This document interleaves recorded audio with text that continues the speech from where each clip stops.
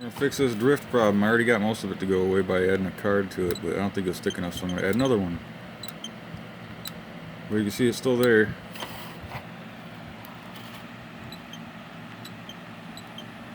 Now, let me see if I can get it to go off again.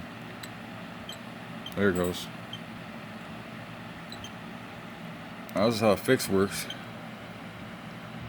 You stick a piece of paper under the analog stick or just push on it and it goes back to normal.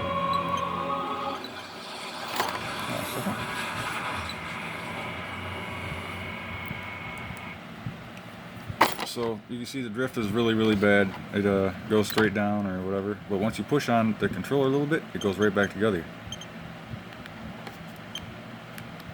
Top, bottom, left, right.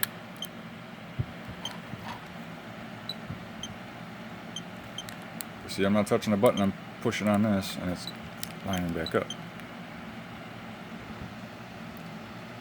So right there's probably the weak spot that's letting it drift. You see where I'm pushing on the plastic? That's putting pressure down on the analog stick, which is making it act correctly. As soon as I let go of it, I can go around. It'll work for a second, then eventually it'll come back as it loosens back up. See? Then you just push on this piece of plastic and bam, it's right back to normal. So it needs more pressure. I'll see what I can do. Alright, got it open. Now I gotta disconnect the battery, pull that out, and then get rid of this plastic tray. Battery's out. Now I gotta get this plastic tray out. You can see the piece of cardboard I added above the analog stick to help it already. I'm gonna add another one.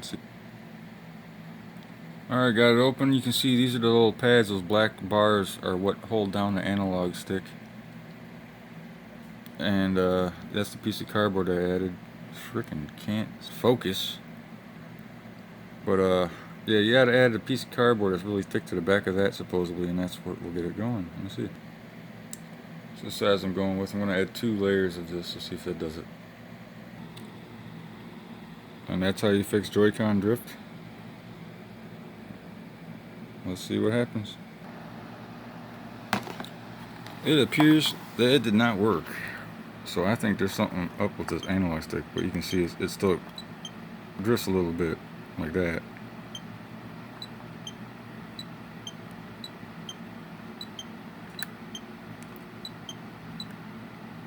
So as you can see, this analog stick must be shot because the drift trick did not work. And I've cleaned it with isopropyl alcohol, and that usually works for all of mine. It didn't work this time, so. But you can see how whacked out it is. It's not supposed to do that, so. I'm just going to replace the stick. Brand new white analog stick. That's all I have is a bunch of them, so. Alright, new stick is in, and I have planted the piece of board that's supposed to prevent analog drift from happening, so hopefully this won't happen again. Alright, new stick's on there. Absolutely no issues. I had to calibrate it once to make sure it was good, but no more drift. Not a single bit of it.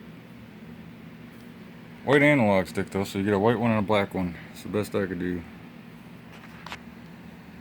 But yeah, the repairs, I could sit there and tinker on it for another half an hour and probably get it working right, but I mean, I have a billion white analog sticks. It's just easier just to replace it and have the problem fixed, because I added the cardboard, so you should not get any more drift problems with that.